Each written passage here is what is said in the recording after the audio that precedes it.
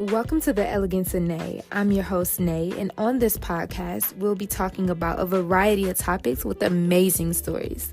Let's get into it, shall we?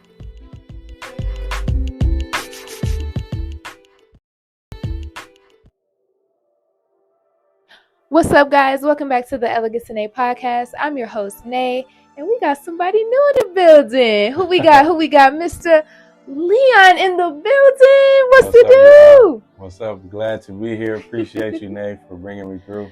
I'm sure. Ready. How are you today? I'm good. I'm blessed, man. I'm glad I was able to get here safely. I know the storms and everything was kind of wild. So yeah. I feel like I was in a movie theater, but we're here now. We're here, so we're good. Right. How are you mentally and physically today? I'm good. Mine is clear for sure. Again, blessed to be able to wake up every day this week in my right mind, and physically, I'm good. I'm good. That's what's up. So, how were you growing up? Like, how were you as a kid? Where did you grow up? So me, I grew up on the east side of Detroit. Shout out East Side, man. Normally I don't do that, but gotta shout out East Side. But it's all love, though. For sure. But I grew up 2-parent home, mom, dad. I would always say that we weren't the wealthiest family, but we went on trips, we did things. But the things I always appreciate about my parents is that we had structure and stability. And a lot of people can't say that, and there's no knock to them. But yeah, we didn't have a lot of money. We didn't have always had the finest things, but we had love, we had structure, and that ultimately made me the man I am today. So I got an older brother named Chris.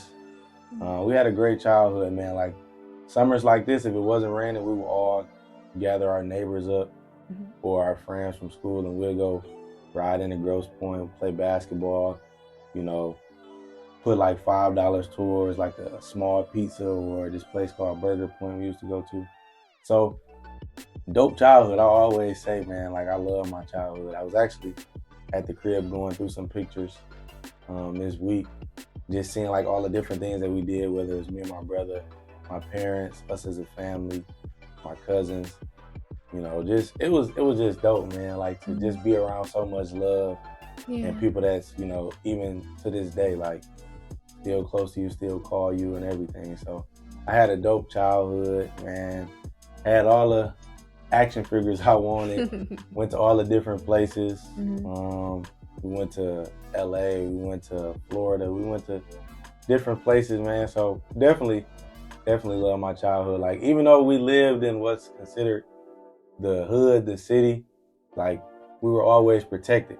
And that's what I always remember. Like even though I come from the city, it was like from my house all the way down to the last house on our block, it was always love.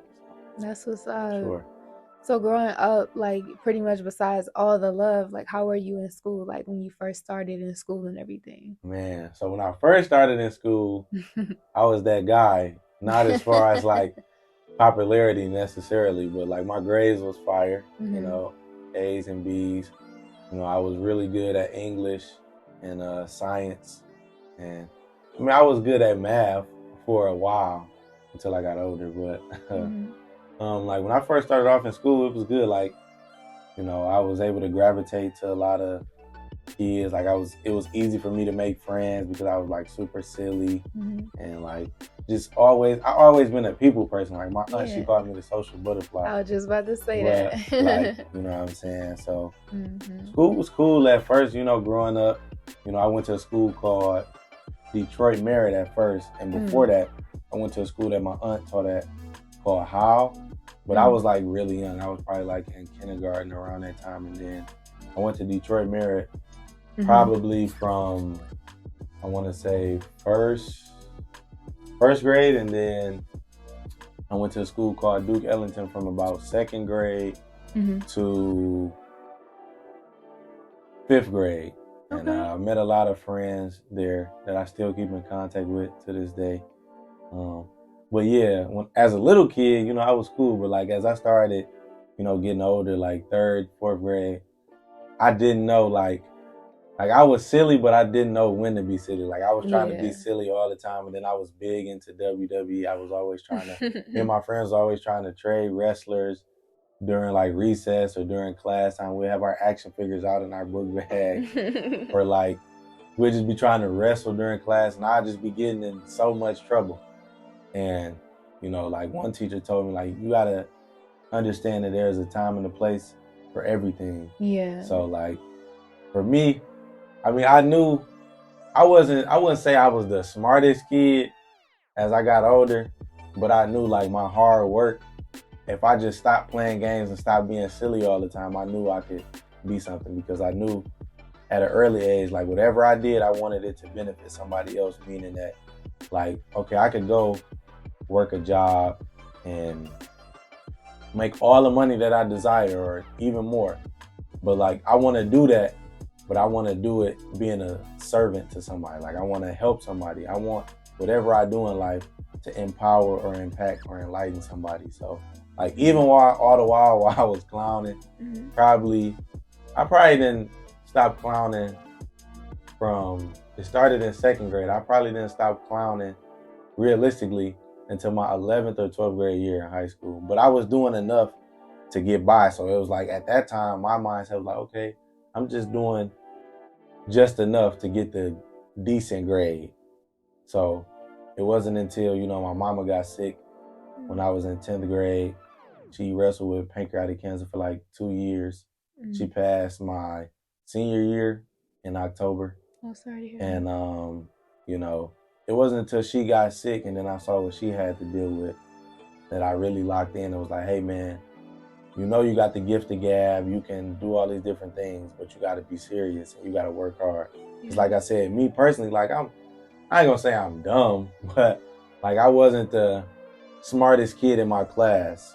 Like, but I knew like I was gonna work hard and I knew I was gonna be consistent.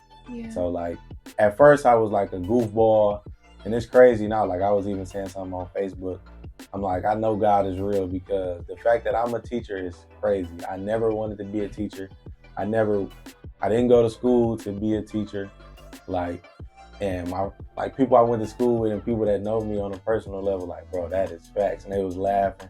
Like, bro, because you were so silly. And I'm still silly. But like I just know like when like there's a time and a place for everything. But like they like, yeah, bro, because you used to be clowning all the time, like up in front of people trying to be like Cat Williams or Kevin Hart. You know what I'm saying? So that's what it was for me, for sure, coming up. So from your senior year up into your coming into adulthood, what have you seen change within yourself though through that time period, like strongly? Like, do you feel like your surroundings mainly changed, your perspectives on things changed? Like, how were you? Definitely perspectives. Like me, I wouldn't say I'm an eyeball, but at the same time I would, because like at an early age, like I picked up on a lot of things. Like a lot of my friends tell me I have an old soul. So it's like same here. like I guess that's because like I was always around older people. Like my parents always surrounded me around. I got the knowledge from them. And then like the stuff that they didn't know, they would surround me around different church members or put me in extracurricular activities. So I would pick up on stuff and I would be attracted to like stuff like that older people like. So it's like whether it was old school music, like a way of life, different things like that. So I definitely would say perspectives for sure, because like me as a child, I was just talking to my homeboys about this like a few days ago. Like when you grew up a certain way, like I come from structure, I come from a 2-parent home, and I'm not saying like just because you come from structure in a 2-parent home that you're not gonna like have points in your life where you go through stuff or you don't have the answers or you can't do nothing wrong.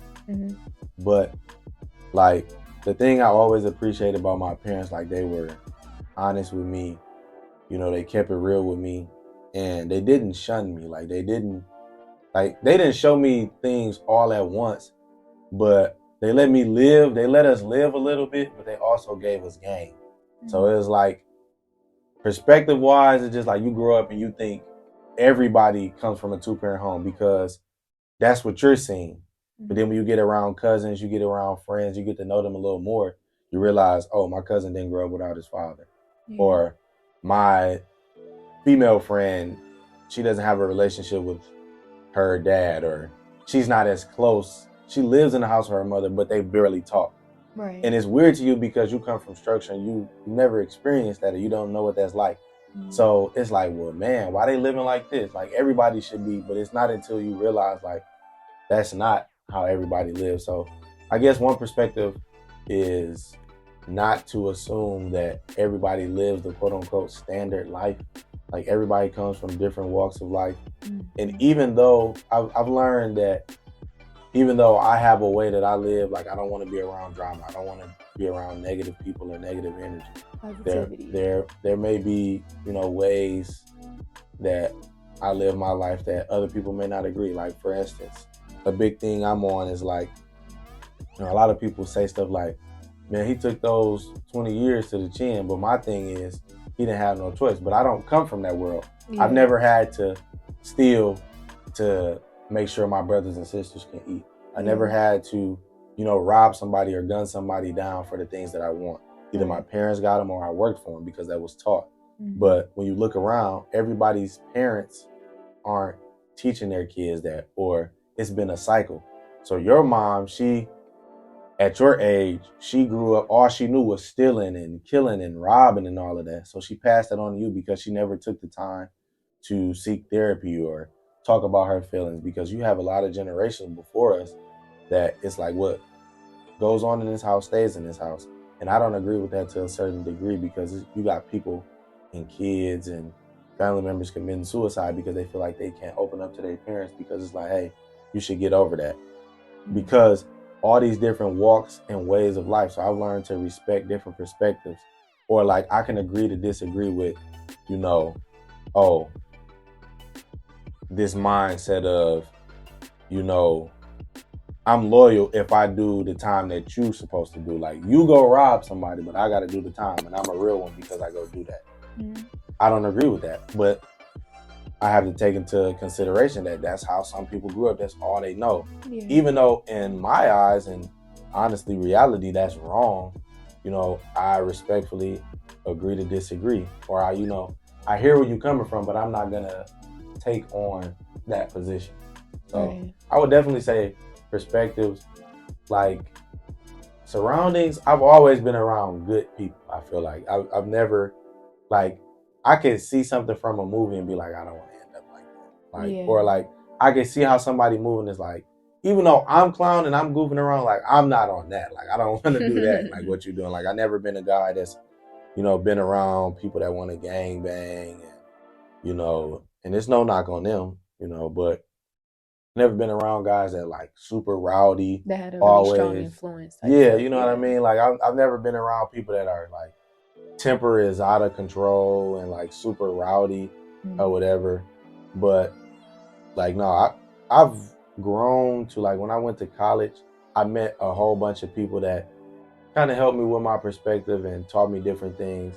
And I've always been the type of person, and I've learned this from my parents, like if you're the smartest person in the room, you got to go to another room because you're not really growing from there. You know what I mean? So I never really been around like troublemakers, and if I feel like you was a like cancer to my situation, then I will remove myself, or like I will communicate to you at first, hey man, this could, put a fork in our friendship or our relationship. So, I just ask that you wouldn't do that, or you would respect this point of my life. But if they don't, then just got to get rid of them. But surroundings, I've never been around people that's like on no crazy stuff. But I think the separation comes is like what a friend of mine named Cleavon tells me, and I tell people this all the time. It's like, he told me, we was having a conversation about friends and like the different forms of relationships. He was like, you have to define and align your different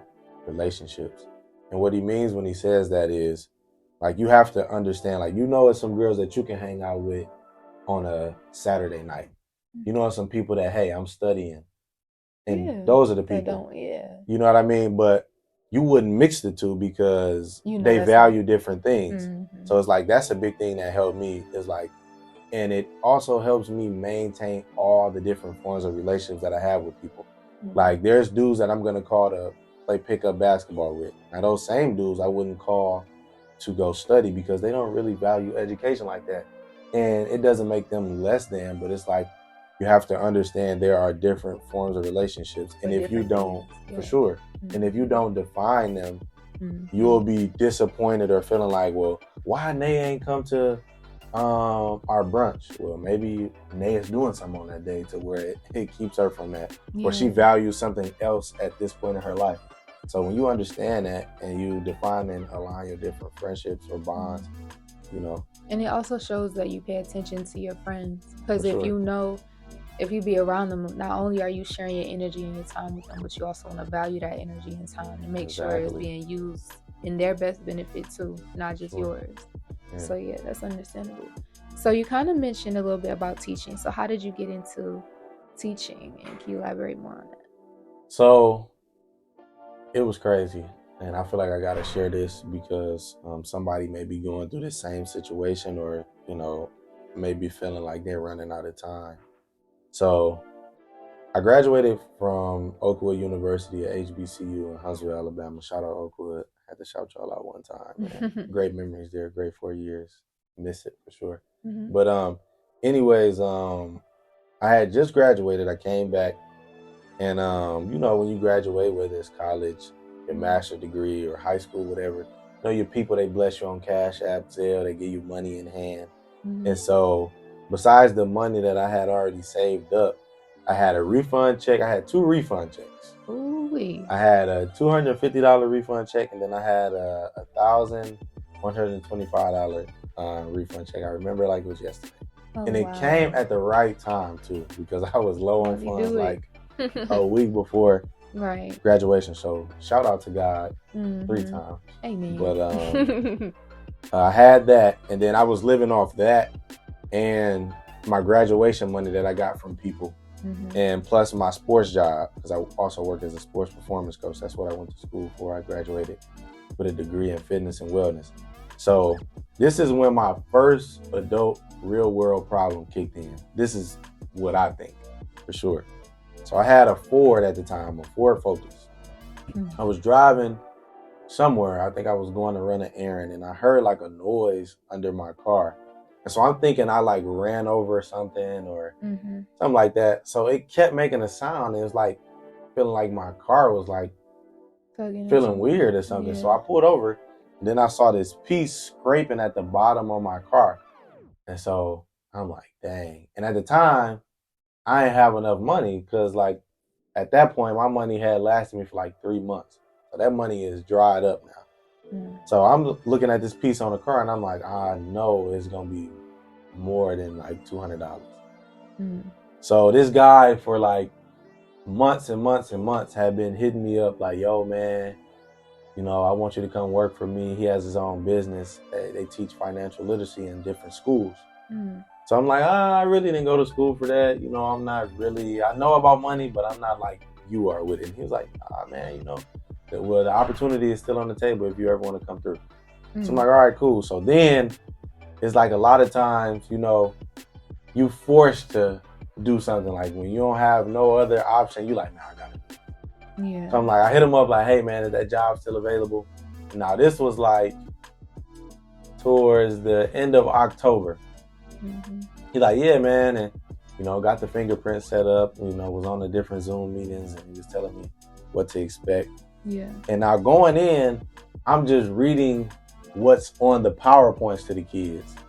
And low key, I'm still nervous because, like I told you before, I didn't go to school to be a teacher. And even if I never ever went to college, I was not trying to be a teacher. One, because I saw what teachers had to deal with from people like me. Now, I wasn't a guy that was cussing out students, fighting teachers and stuff like that. But I was a character. Like I said, I was always trying to be the class clown and stuff like that. So it's like, I'm not trying to endure that. You feel me? You get what I'm saying? Like, I'm not trying to be on the receiving end of what I used to do. You get what I'm saying? So it's like a little return circle. Yeah, like I'm like, man, I ain't trying to deal with that, man. And then so I'm coming in like for weeks probably. And then we had a meeting. He's like, man, just be you. And I remember I wanted to quit. Like my second day, I'm like, the principal not here on time. They told me to look for this lady. She not here. I keep asking the front desk where she is. Mm-hmm. And then it was like each class period you have 45 to 50 minutes. And so I'm coming in November. School starts in September. Mm-hmm. But I'm coming in like in November, and I'm like, man, I'm almost like, man, I'm on the phone with them like, man, I don't want to do this no more. You know, I just can't see myself doing it. Mm-hmm. And so he's like, all right, I tell you what, I'll give you until December, and if it still don't work, you can leave. I'm like, all right, bet. So we started having different meetings on Zoom. He like, man, just be yourself. Tell some of your stories with money that you endure with college. And even, you know, you don't have to spend the whole time talking about finances. And when he told me that, I'm like, bet. Because I'm confident that, you know, I can convey and command the room. Mm-hmm. So what I would do is, like, on a Sunday, I would go and do my lesson planning. Like, okay, we're going to start with this. Mm-hmm. In the middle, we're going to do this. And at the end, we're going to do this. So I was, you know, just on the internet one day, and I was doing an affirmation. Like, I was trying to come up with something that we could do every morning. So I'm like, okay, I'm going to come up with a daily affirmation. And I remember typing it out, and it reads, there's no one better to be than myself. And that's how we started off. Mm-hmm. And I can't remember it off the top of my head. I thought I could, but Mm-hmm. Oh yeah, I remember now. There's no one better to be than myself. I am enough. My mistakes help me learn and grow. I can get through anything. I believe in my goals and dreams. I can do anything I put my mind to, because every day is a time to be great. And I made that, and I typed that up on Google Docs, and we read that at the beginning and ending of every class. And every time we would finish reading it or saying it aloud, I would remind the students, like, we read this because this helps us understand that no matter what we're dealing with, no matter what we go through, we can get better. We can improve in the different areas of our lives. We can achieve our goals if we put our mind to it. And every day is another time, another day to be great. Each and every day you have breath in your body, it's another time, another opportunity to be great. And so once he told me, like, hey man, you don't have to spend all the 50 minutes to talk about financial literacy. Yeah. Like, it opened it up for me, and it made me more comfortable. Yeah. And I built a lot of relationships that I still have with my students to this day. And I just saw the growth, because parents would come to me, like, during parent-teacher conference or events, like, I'm so happy, like, you're a young guy there, because I was the youngest teacher there. And the kids connected with me. I would play basketball with the guys during recess or during their lunch period. They would come to me about stuff they were dealing with at home, just off seeing what I went through, or like seeing how down to earth I was. And I let them know, like, hey man, I don't want to be the teacher that's always yelling, you know, angry, but I can be that guy if that's what y'all want. But the only way y'all gonna get that side of me if y'all don't listen, or if I had to keep reminding y'all. I want to be the teacher that comes in, we have fun, we have different pizza parties. And we did that. And the result of that was building relationships with the kids. And now, this past school year, I went over to a school called DSLA. Now, that story that I just told you, I was in Reference Service Learning Academy. I started off from November of 2022 November of 2021, until June of 2022. And then this past school year, I came in, I got a full start of September of 2022 to June of 2023. And I was over this past school year at Detroit Service Learning Academy. And then again, I built relationships with people, and I'm guessing you must have went there. Yeah, I did. It's wild, because I went there for, I believe, 8th grade, if I'm not mistaken. Okay. Yeah, so that's wild. Yeah. Small world. Man, for real though. And so, like, for me, I built relationships with the teachers and you know, people there. And again, with the kids, like, the kids would come to me about their problems. You know, I would play basketball with them, just talk to them, empower them. And we did the affirmation. And I remember a parent, she came to me, she was like, man, Mr. Jones, you're such a cool guy. Like, you know, I see how you greet people in the morning, because I would greet, you know, the parents and the kids when they would drop their kids off. And she was like, you know, my daughter, she's always coming home telling us new things she learned about financial literacy and about money. And, you know, they're citing the daily affirmation. And I just love how, you know, I hear about how you empower them and you just care about them. You know, we need more people like you. So that does my heart good, because that's what I do it for. I could care less about if somebody mentioned my name. I could care less about if I get an award or a street named after me. Like, all of those things are dope. And, you know, I would be happy if that happened, but not as happy as seeing somebody take some advice that I give them and they apply it to their lives and it does them good and it elevates them. Because, you know, you could give somebody $100 and say, stay out of school. I could go to Foot Locker and, you know, buy the whole mall. But I think the time you spend with somebody and the knowledge you give them and to see them apply it, I think that's what I do it for. And that's more precious than, you know, money, shoes, clothes, or anything. So yeah, that's how that happened. And, you know, I always appreciate my time at RSLA and DSLA, and I always appreciate the kids, the parents, and my former coworkers for sure. So shout out to y'all.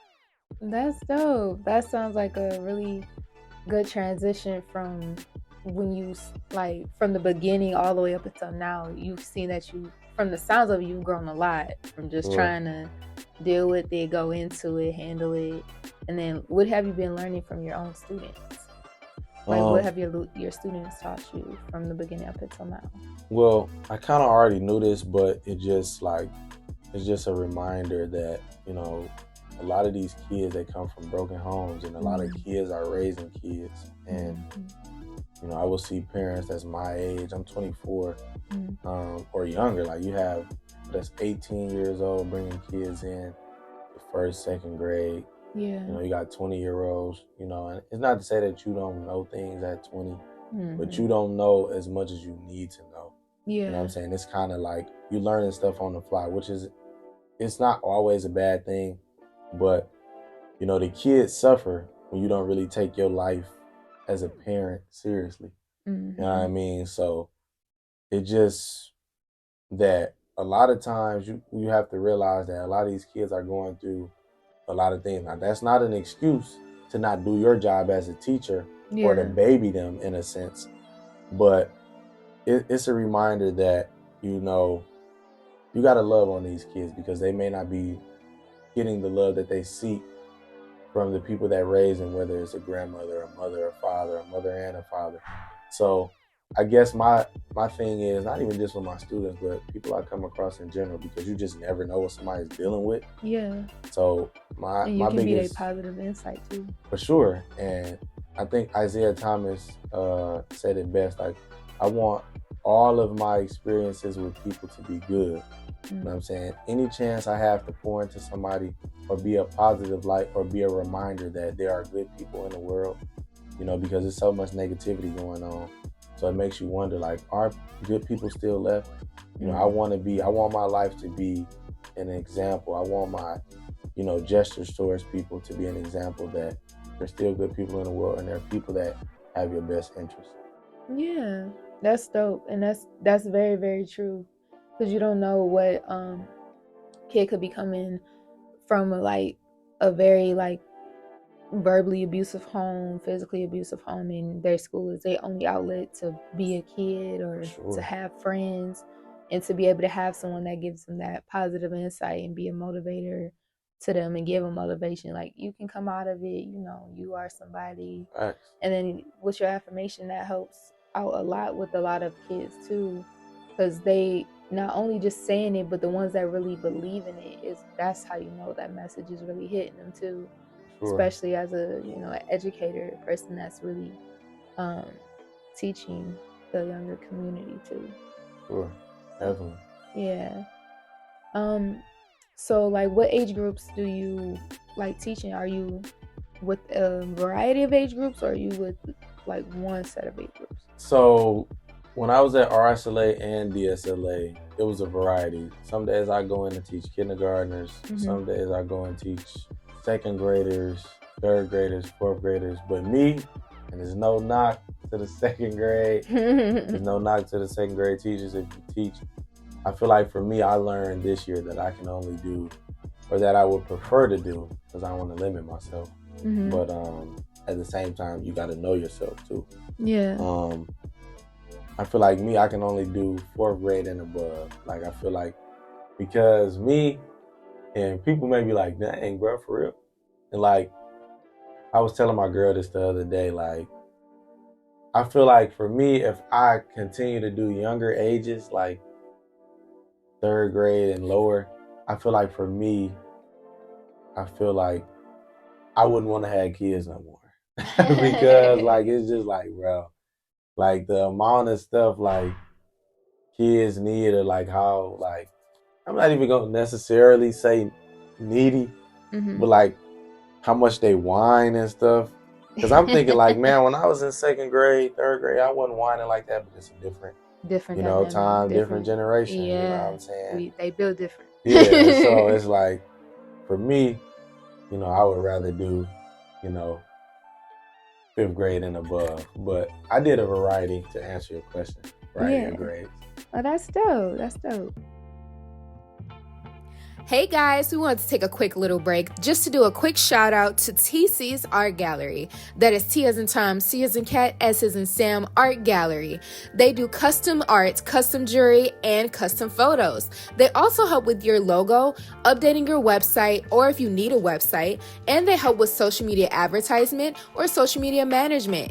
If you don't feel like dealing with your social media at all, contact TC's Art Gallery today. That is T as in Tom, C as in Cat, S as in Sam Art Gallery. And also check out their website at tcsartgalleryllc.square.site. Continuing on into more of your careers, besides teaching, what else do you do? So I'm a sports performance coach. As I was saying earlier, I went to school to be a coach or an athletic trainer, more so coach, because when I was in 8th grade, I had got injured. Like, one of the kids I grew up with, he played football, fire football player. And so me, I'm more of a basketball guy. I love basketball. So we were hanging out for the weekend, me, him, and another guy we grew up with. And we were playing football outside. It was like the 4th of July weekend, or like fireworks or something. And so we had went like far out to this place, like that was a little closer to where he stayed. And we were playing football. So me, all I know, when you get the football, just run to the end zone. I don't really know the ins and outs of it like I do with basketball. So I was just cooking, I was killing. And he guarded me this time. And so he tackled me. And we ran into this older lady. And like, she was sitting in her lawn chair, and we fell into her. She popped over, and I'm like, oh, shoot, you okay? And she was more concerned about me. And I'm like, dang, she's more concerned about me. Right. But then the second time, I scored the touchdown, but he tackled me, and then he fell on my knee. Oh, no. So I'm like, dang. And the dude, it was like way bigger than me. Oh, man. At the time. So it's like, you can imagine like how that was. And then my knee, I was looking at it, and it was like swole up like a beach ball. Like, you it was crazy. Yeah, it was like a great sprain. Oh, and man. I did rehab, and that made me want to do training, because I saw how the people took care of me and everything, and I saw how, the love they showed me and how they got me back to, my knee being good. And so I had wanted to be an athletic trainer from 8th grade to 10th grade. But then I'm like, I was watching some basketball documentaries, and I'm like, I love how this coach in particular, Larry Brown, he was the coach of the Philadelphia 76ers. And this was around the time that Allen Iverson was playing. And Allen Iverson is, besides MJ, one of my favorite players, if not my favorite player of all time. And I just saw how him and Allen Iverson, when they built their relationship, because they had beef at first, and when they turned their relationship around, I just saw how Allen Iverson went from a good player to a very great player. You know what I'm saying? So I was like, as a coach, you can not only be a coach, but you can be a mentor. And, that's something I'm big on. So I'm a sports performance coach. Shout out my guy, Lou. His business called May Student Athletics, man, that's my guy. He like a big brother to me. he always giving me game, and that's my guy, man. I got a lot of love for him. So shout out to you, Lou. And I also, in that same building where the facility is, I'm a mentor. I help out with my mentor, Tucson Knight. Mm-hmm. Shout out to you, man. Appreciate you, another big brother, uncle. And I've been knowing him for a while, since I was little. And he has his own male mentoring program. We help out kids from the ages of 13 to 18. We're located in Grosse Pointe. I know I sound like I'm trying to get some people in. So if you got some, hey, you got to shout out who you got to shout out, right? Yeah. So if you got some young, males that need guidance, man, bring them to Caught Up, man. That's our male mentoring program. That's the name of it, Caught Up. So those are different things I do, and I'm a youth leader at my church. Shout out Burns Seventh-day Adventist Church. Got to shout y'all out for the one time. One of the greatest churches this side of Detroit. That's what's up. I serve as a youth leader there. And that's about it. And our podcast, shout out to Let's Talk About It podcast. Hey, I got to get at a follow on Instagram and TikTok and all that good stuff. For sure. I'll make sure to we'll definitely put all his information down below in the description and in the bio. So definitely take a tune into that. And in the beginning, not to even cut you off, were you? For sure, yeah. Okay. So in the beginning, I had you pull 2 topics, and you got advice and accomplishments. So what advice would you give based off of your accomplishments that you went through as far as like what you went through to get that accomplishment? How would you advise with that? Man, I'm glad you asked me that. One, I'm gonna start off with college. Okay. I've told this story to some of my mentees. So again, I say this because it's just like, man, it's facts. Mm-hmm. But growing up, I wasn't the smartest kid, but I knew that I wanted to do something with my life. So fast forward to college. My first year, I did okay. Like, I had decent grades. But I was going to class every day. I was up at a decent hour. I was waking up 5, 6 in the morning. I would eat my breakfast. I would go to my class. I was never late for any of my classes. Mm-hmm. I would sit in the front of all of my classes because I learned in this program called Midnight Golf that I was in my 12th grade year that you always sit in the front of your classes because your teacher will notice you. It's easy access for you to ask them questions, talk to them after class, and get the best of the message. Yeah, and like a mentor of mine, David Gamblin, said, those are the money seats. That's where you make your money at. And, so my freshman year, I did okay. I failed a class my second semester because I procrastinated on getting my same instructor that I had for A&P. I was taking an A&P Part 2 my second semester for freshman year. So I had a different teacher. He wasn't a bad teacher. I just wasn't doing my part, and I would have preferred to have my teacher, Dr. Doolin. Shout out to Dr. Doolin. He's probably one of the greatest teachers of all time. Argue with your mom. But so I had failed that class. And then going into my sophomore year, I did decent again. I didn't fail any classes, but I did decent. But the summer of my sophomore year, I was telling myself, like, man, I'm getting a 3.5 or above. And I was just so locked in because I had realized that I was going to class, I was turning in assignments, but I wasn't really taking the time to create good study habits. Like, I was going to the library, printing out assignments. I was doing all of that, but I wasn't taking, priority time to study. Like, I was so ready to do other things and all of that. So I was like, man, this year I'm grinding harder than I ever did before. And a result of that, my first semester of my junior year, I got a 3.8. And then my second semester, I got a 3.5. Let's get it. And one, I always got to credit God to anything that I do because without him, I'm nothing. So without a doubt, God kept me through that. And, the college I went to was actually a Christian college. So I think the advice that I would give is, one, don't let like your shortcomings, stop you. Let it fuel you, or take a step back and say, hey, what did I do wrong? Or like, how can I learn from these moments where I didn't have the answers? Like, and I'm a big, advocate, and I'm a firm believer on understanding that you don't do this thing called life alone. Like, you have mentors, you have parents, you have friends that get you through. You have, more importantly, God that sees you through and, sets up these different relationships with your parents and, mentors and friends that help you elevate and excel. And so me, I'm big on, you never stop learning until you stop learning. When you, decide that, hey, I have enough knowledge, I don't need to learn anymore. That's probably the worst thing that you can do, in my opinion. I'm always, you see, I mentioned my mentor, David Gamlin, Lou, Mr. Knight, all these different people. I'm always in their ear about stuff like, hey man, how can I do this? Or like, how did you handle this when you handle this problem that I'm going through? Because I'm always picking somebody's brain and I want to be able to learn, because I know I don't always have the answers. And it's always good sometimes to get a second opinion. And so, one, I would say, don't let your shortcomings stop you from getting to where you want to be. And now this story is crucial. So, as I told you guys before, I failed my freshman year, my second semester, I failed A&P Part 2. So my junior year, I had to take A&P Part 2 again because I failed it. And so all my grades were fire. And now this is right before the pandemic is happening. Now my A&P grade was trash. I was studying, I was reading, but I was not getting the information.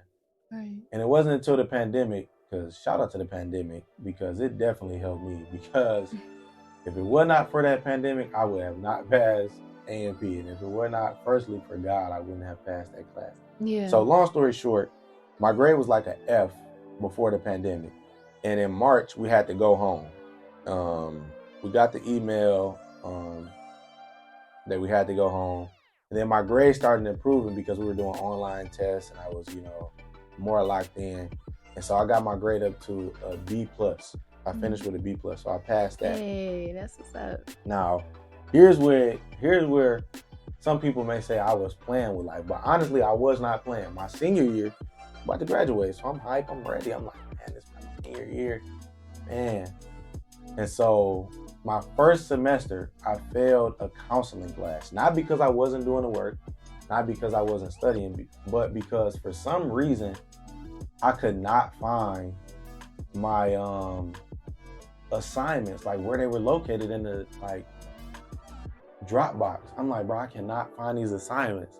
So I'm getting partial grades on it.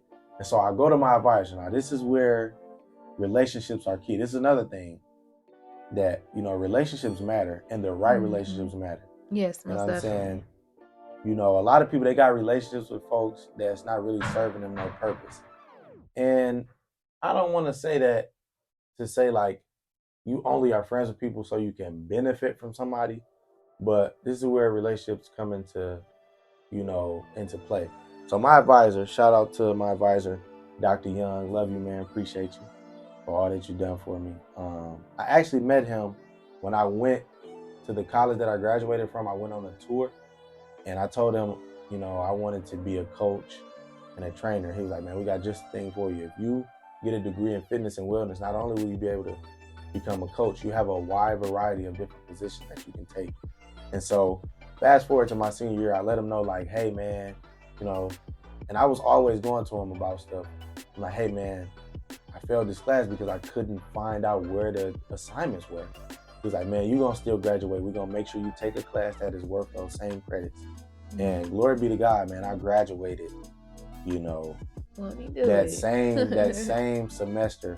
I didn't have to, do another year. And the thing about me was like, if I was willing to do another year, like I prayed to God and was like, God, if you don't see fit for me to graduate this year because I failed this class, I'm okay with that. It might hurt my pride a little bit because, I was so locked in. Yeah. I'm coming off a semester with a 3.6 and all of that. But, if that's your will, then I'm with it. And sure enough, he made a way that I walked the stage May 5th of 2021. So again, big ups to God 3 times. Most definitely. And out of that, I would say never give up, because I could have been like, yo, man, I failed this class. This is my senior year. But I went out on faith and said, God, hey, you see what's going on. I'm going to go to my advisor. and I'm gonna do all that I can on my end because I know that you're gonna do your part. Right. So one, never give up, because if I would have given up and if I would have said, oh man, I'm just gonna fail anyway, I probably ain't gonna graduate, you know, I probably wouldn't have graduated. So never give up, because it's in those dark times that you become your best self. You know, I heard Eric Thomas say that my greatest moments didn't come from my greatest moments. It was times where, you know, I was in the dark, or where I had to be challenged, that I became a better man, or you become a better woman. So one, never give up, because the day that you give up is the day that you may see your breakthrough. Exactly. So that's one thing I would say.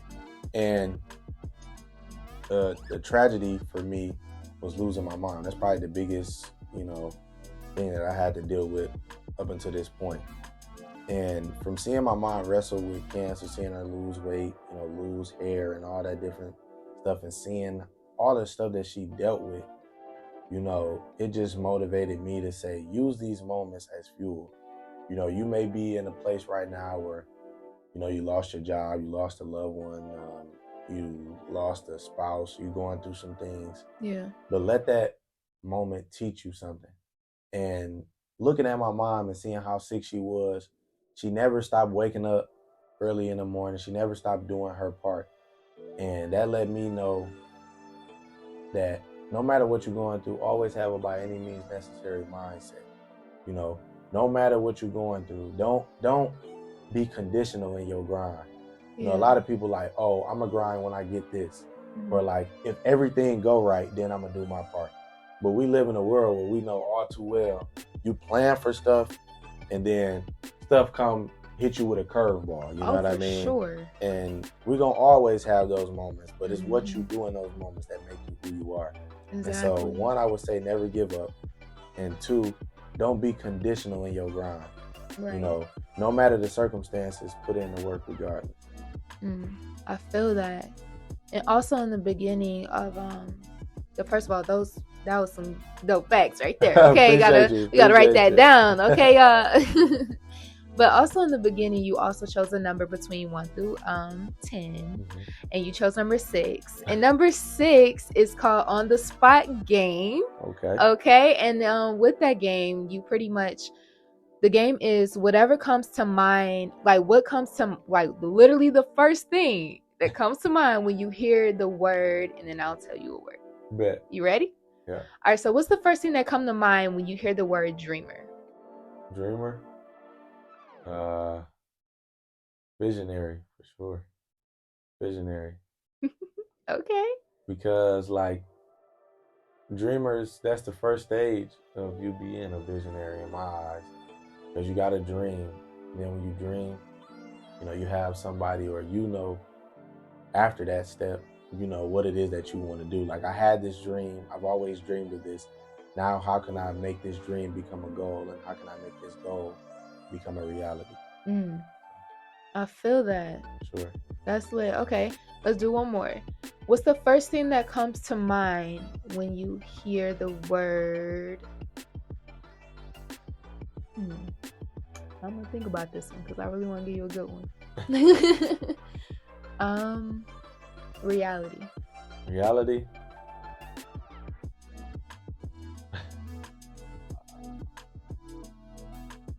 Reality.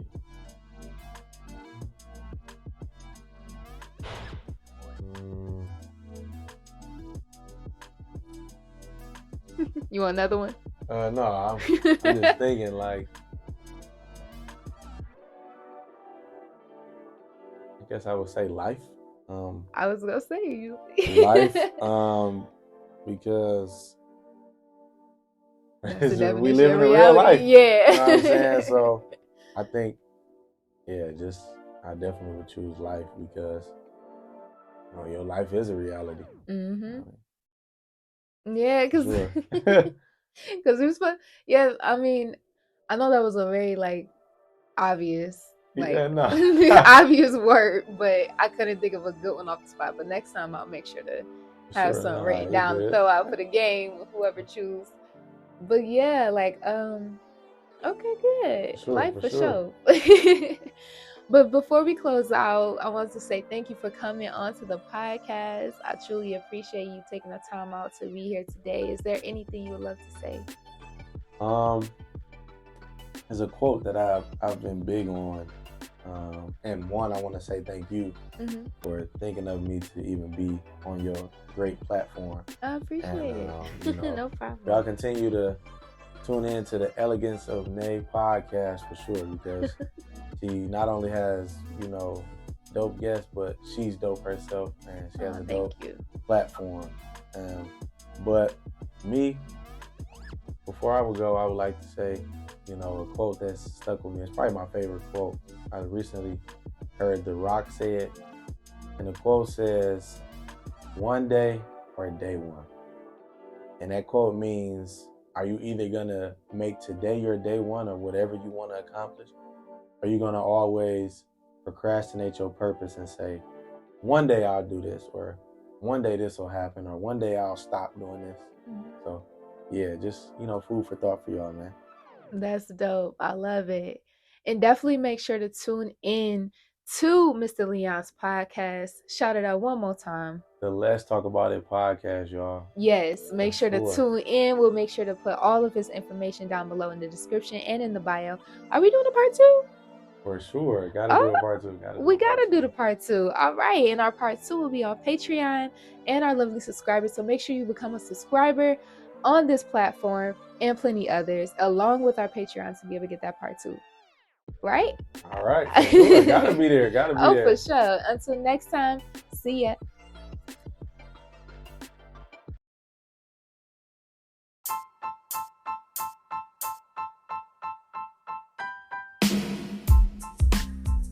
Thanks for tuning in to another episode of the Elegance of Nae Podcast. I'm your host, Nae, and make sure to like, share, and subscribe, and also follow us at the Elegance of Nae Podcast.